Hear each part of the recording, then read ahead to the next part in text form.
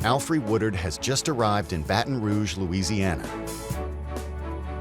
She's picking up the trail of her great-grandfather, Alfre Woodard, after the Civil War and the freeing of America's slaves. What an incredible coincidence that today is the 19th of June, which is known as Juneteenth, the day in 1865 that African-American slaves in the Southwest learned that they were free. Happy Juneteenth. Juneteenth. Happy Juneteenth. Yeah, it's when the news of the emancipation. That's right. That's when it came out. Louisiana, That's Texas. exactly right. We celebrated that even bigger than 4th of July when I was growing up. It's one of the greatest freedom experiences in American history. Yeah, and of course, during the war, a lot of documents and a lot of people were lost and scattered. So That's right. I'm hoping that you can help me Okay. put a bead on Alec again. You know, last you saw him, he was being moved from Georgia to Louisiana in 1860. He'd gone through, from what I've heard, I think the most horrific experience that you could have as a slave. His family was torn apart. Right. So that brings us to our documents. The best source for historians working on Reconstruction is the Freedmen Bureau records. Now, they're in the National Archives in Washington. You know the Freedmen's Bureau? Yes. Okay. Yeah. It was the federal entity set up to assist the former enslaved people. And settling issues between ex-slaves and ex-slave owners. Yeah. So I did a digital search. We got a hit. Wow. Okay.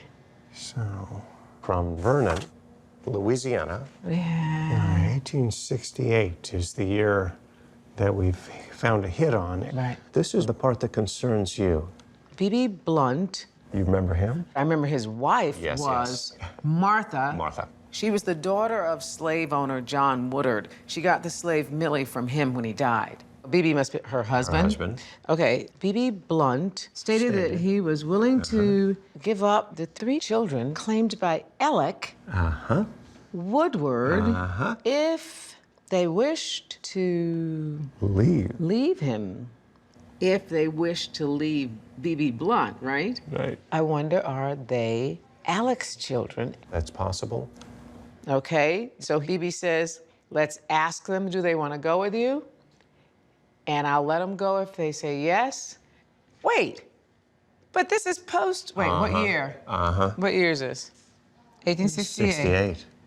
He has no claim over those 3 children. years he shouldn't have. But these children may not have known much about freedom at this point in time, right? I mean, it's 3 years after emancipation, but freedom comes when people find out about it. Okay, I mean, it wasn't and who like was a there stroke to of the pen. enforce him? Who How was do there you to tell? say, B.B., no, Mr. Lincoln said? That's exactly right. Do we know if he gets the children?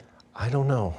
This is an unusual, we don't know. That is We drama. don't know. That's high drama. That is. So how do we find Alec next? The next place I'd look is the tax assessment rolls.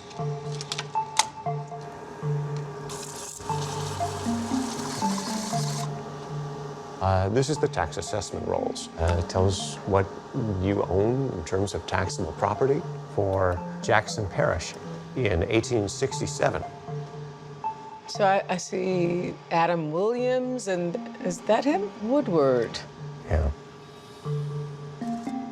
We're looking at property that could be taxable. Total amount of state taxes, $1.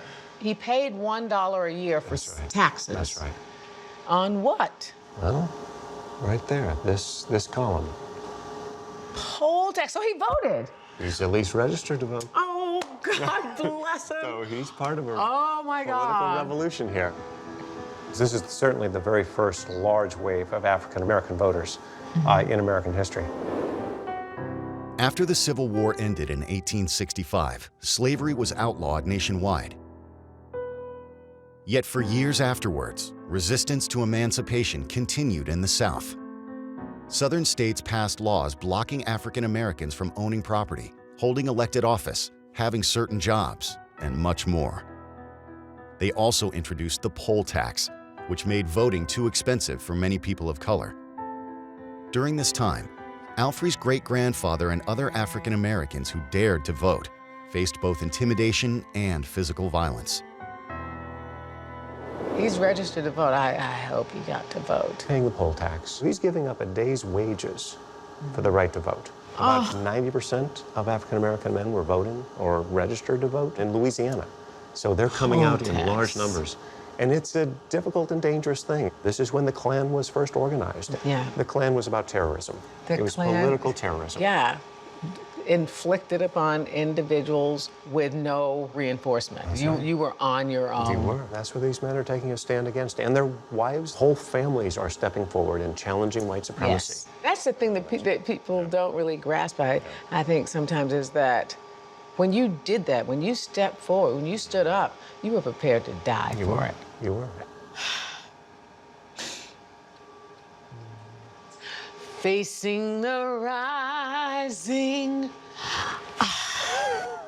sun of our new day begun. Let us march on till victory is won.